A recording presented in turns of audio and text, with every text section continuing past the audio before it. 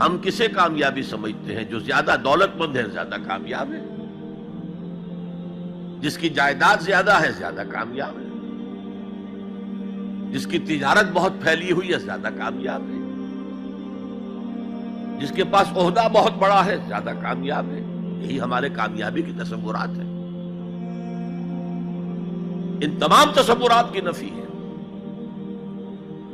کامیابی ان چیزوں سے متعلق ہے ہی نہیں۔ کامیابی تو ان چار چیزوں سے متعلق ہے: ایمان، عمل صالح، تواصی بالحق، تواصی بالصبر۔ یہ ہیں تو کامیابی ہے، یہ نہیں ہے تو کوئی کامیابی نہیں۔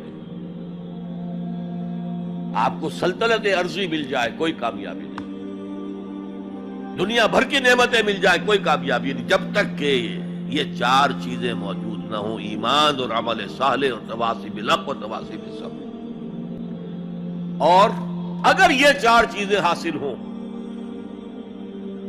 تو چاہے کوئی آپ کو جانتا بھی نہ ہو، چاہے آپ کسی کٹیا میں رہتے ہو، کوئی محل نہ ہو آپ کے پاس، چاہے آپ کو روکھی سوکھی بھی مشکل سے ملتی ہو، آپ کامیاب ہیں۔ یہ ذہن میں رکھیے، معیار جب تک ہمارا یہ نہیں بنے گا ہم اسلام کے راستے پہ چل ہی نہیں سکتے۔ اس لیے کہ انسان جو بھاگ دوڑ کرتا ہے، جو سعی کرتا ہے، دن رات محنت کرتا ہے، راتوں کو سوچتا ہے، پلاننگ کرتا ہے، وہ کامیابی کے حصول کے لیے۔ اگر کامیابی کے یہ تصورات ہیں تو انہی کے لیے بھاگ دوڑ کرے، دنیا میں گم ہو جائے گا۔ جیسے اقبال نے کہا کہ کافر کی یہ پہچان کہ آفاق میں گم ہے، اور مومن کی یہ پہچان کہ گم اس میں ہے آفاق۔ یہ معیار ہے در حقیقت، جیسے کہ حضور نے فرمایا صلی اللہ علیہ وسلم کہ بہت سے لوگ ایسے بھی ہوتے ہیں جو اگر کسی محفل میں جانا چاہیں تو بار نہ پا سکے، انہیں اجازت ہی نہ ملے۔ اگر وہ کہیں رشتہ کرنا چاہے تو کوئی انہیں رشتہ نہ دے۔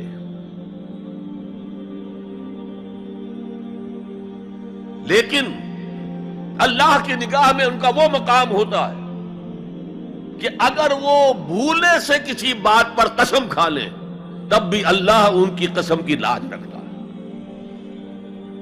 آپ سوچئے ابو ہریرہ کا کیا مقام تھا، ابو ذر کا کیا مقام تھا۔ حضور فرماتے ہیں صلی اللہ علیہ وسلم: من کان یسرہ ان ینظر الی زہد عیسیٰ فلینظر الی صاحب ابی ذر۔ جس شخص کو اس سے خوشی حاصل ہوتی ہو کہ حضرت عیسیٰ کا زہد اپنی آنکھوں سے دیکھے تو میرے اس ساتھی، میرے اس دوست ابو ذر کو دیکھ لے۔ یہ لوگ ہیں کامیاب ترین۔ حضرت علی کی جب شادی ہو رہی تھی حضرت فاطمہ سے رضی اللہ تعالی عنہما، ان کے پاس کوئی مکان نہیں تھا۔ ایک انصاری صحابی نے ایک حجرہ دیا ہے جس میں کہ وداع ہو کر حضرت فاطمہ نے، کوئی گھر نہیں تھا، فقراء صحابہ میں سے تھے،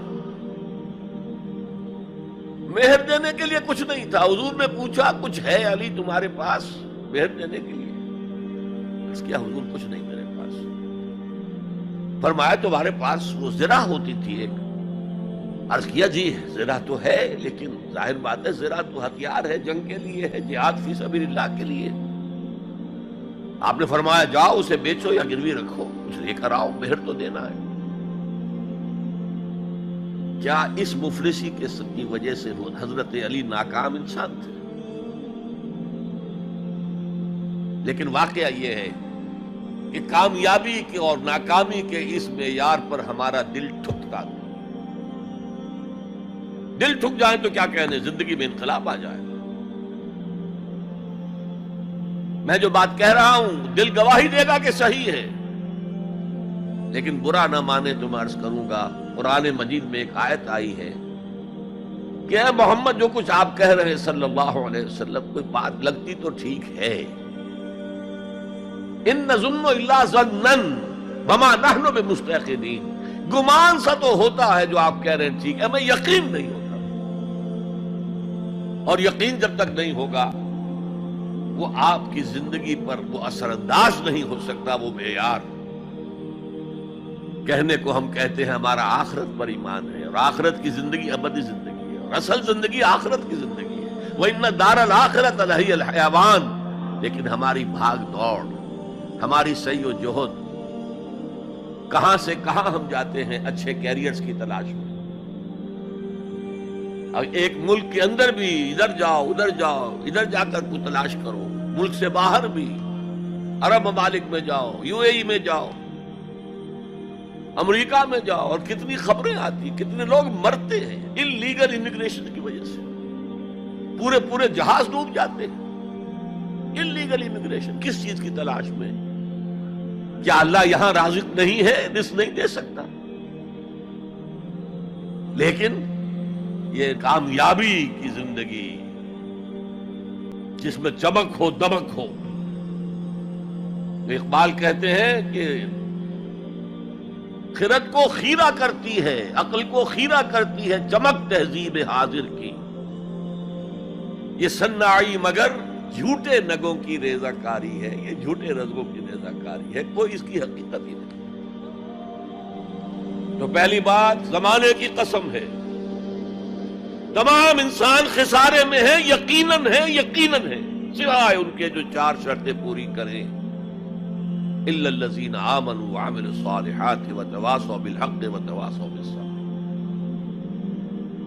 اب دوسری بات نوٹ کیجئے، یہ نجات کے منیمم تقاضے ہیں، کم سے کم تقاضا ہے، لازمی تقاضا ہے، اس کے بغیر وہ فوری نجات ممکن نہیں۔ اب تیسری چیز، اور یہ ہمارے تصورات کی بڑی نفی کر دینے والی شے ہے، یہ چاروں شرطیں لازم ہیں، ہم سمجھ بیٹھے صرف ایمان سے نجات ہو جائے گی، اس سے بھی آگے ایمان ہو نہ ہو، ہم مسلمان ہیں، محمد کے امتی ہیں صلی اللہ علیہ وسلم، نجات تو ہو ہی جانی ہے۔ یہی تصورات ہیں کہ جنہوں نے ہمیں بے عمل کر دیا ہے۔ جب بغیر کسی سعی کے، بغیر کسی محنت کے، بغیر کسی بھاگ دوڑ کے، بغیر کسی قربانی کے نجات حاصل ہو جائے تو کس کا دماغ خراب ہوا ہے کہ وہ محنتیں کرے، مشقتیں کرے، قربانیاں دے، اپنا خون دے، اپنا مال دے۔ لہذا یہ چاروں چیزیں لازم ہیں۔ یہ اللہ کا کلام ہے، یہ شاعری نہیں ہے، شاعری میں مبالغہ بھی ہو جاتا ہے، اللہ کا کلام ایک ایک حرف، جو غالب کہتا ہے کہ گنجینہ معنی کا طلسم اس کو سمجھیو، جو لفظ کے غالب میرے اشعار میں آوے، میرے اشعار میں جو لفظ آتا ہے اس کو گنجینہ معنی کا طلسم سمجھنا، یوں نہیں کہ میں نے ایسے ہی عام طور پہ وہ لفظ استعمال کر دیا۔ اب فارسی میں کہتا ہے زیرے ہر لفظ غالب چیدہ ہم میں خانہ ہے، میں نے غالب کے ایک ایک لفظ کے نیچے ایک میخانہ پایا ہے، علم کا میخانہ، حکمت کا میخانہ، فلسفے کا میخانہ۔ تو یہ قرآن غالب نے تو تعلی کی ہے، لیکن یہ اللہ کا کلام ہے، یا ہر حرف لازم ہے۔